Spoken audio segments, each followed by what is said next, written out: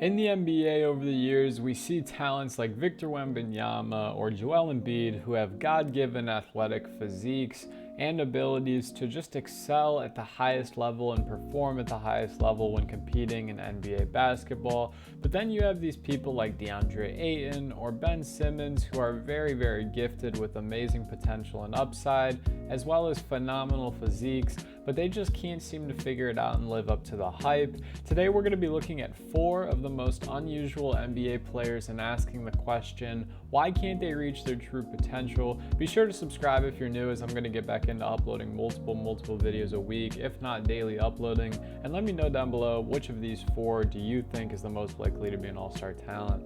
First and foremost, we have Deandre Ayton. Ayton is such an interesting case to me, physically speaking, because he's more than gifted to not only be an offensive powerhouse, but a defensive stud as well. He's 7 feet tall and weighs about 250 pounds, and he also boasts a 7'7" wingspan with very wide and square shoulders.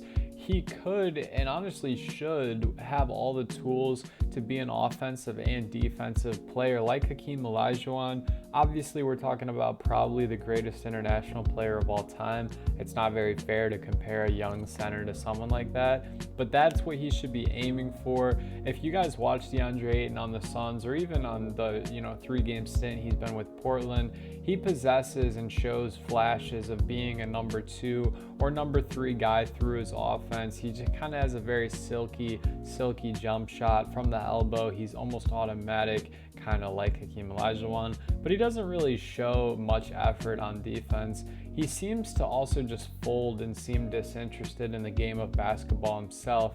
Former Suns head coach Monty Williams said that him and Jay Crowder both have zero work ethic. Since being traded to Portland, he's been awfully moody in the post-game interviews that I've seen. He's gotten into some foul trouble, and all in all, he's been underwhelming. He's averaging a shockingly low 8 points a night, and like I said, it's been underwhelming. While he is averaging a career high in rebounds at 12, you'd think, especially with the absence of Anthony Simmons with his knee injury, that he would be more dominant of a force down low, trying to help his team on the offensive game, whether that's just banging with the opposing bigs or showing the finesse that he possesses on the block and the elbows, shooting turnaround jumpers, or just posting them up.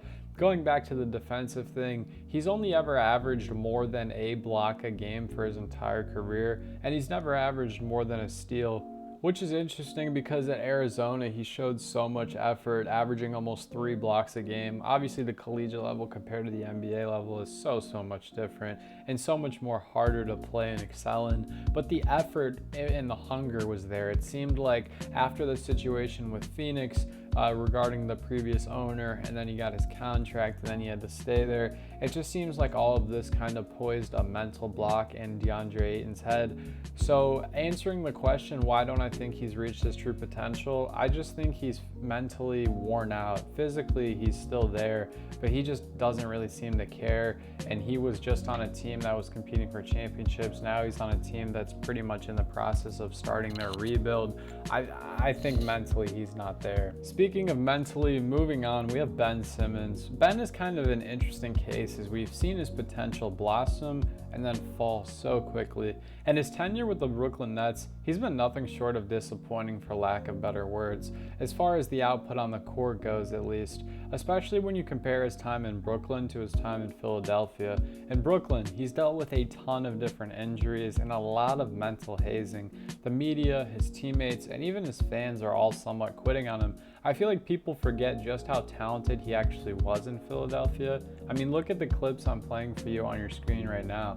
He was insanely dominant without even possessing a jump shot. He was always able to just barrel down the lane, whether that was in transition or through a set play, and he was finishing contested layups, dunking on people, and always making the right read and decision if the ball needed to be facilitated. The jump shot thing that everyone likes to hyperfixate doesn't really bother me as much.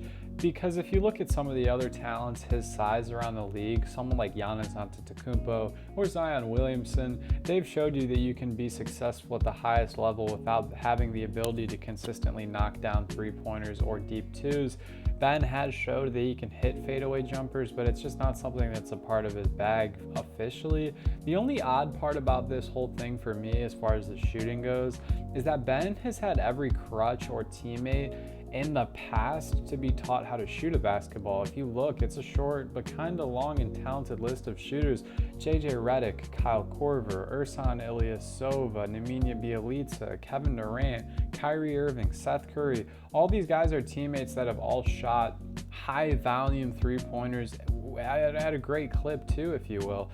The reason that Ben Simmons is really unusual to me nowadays is because he has the skill set and physique to be a top 3 defensive player in the NBA. A lot of people forget he actually finished second in Defensive Player of the Year voting just a few years ago, but it looks like to me we're just watching a watered down shell of himself. He still has quick hands, he still moves fast in transition, but he doesn't play with that edge, that defensive edge that I know he has. I really do hope that he starts to play better because the Brooklyn Nets would be a lot of fun to watch going forward, with Cam and Mikal and Ben all being such lengthy forwards who can defend and move the ball. They would be a ton of fun. Why I think Ben isn't really reaching his potential right now, if you will, I think mentally, just like Ayton, he's just blocked up.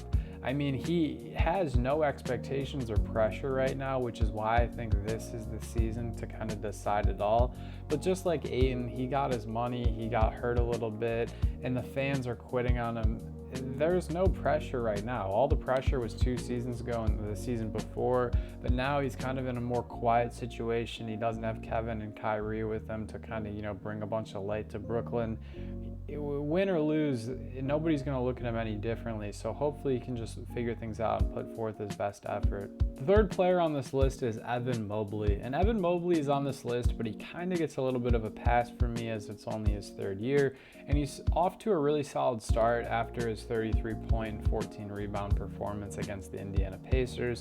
My thing is this: we all heard about the Tim Duncan comparisons when he came out of the draft, and no, I don't think it's fair to compare a rookie to the greatest power forward of all time.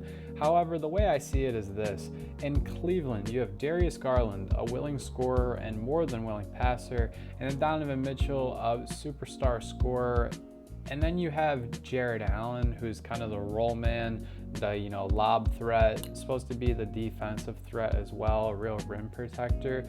But then that leaves you with Evan Mobley, someone who's supposed to be the entire offensive firepower on the blocks and on the elbows and whatnot on the offensive side of the ball. I would just really like to see more actions called up for him by JB Bickerstaff, or maybe him demanding the ball a little bit more. It seems like he's just so content, and I think being content will kill your potential in a league that's constantly changing like the NBA. I would also like to see him let more threes fly, as I believe it would open up his game down low a tremendous amount.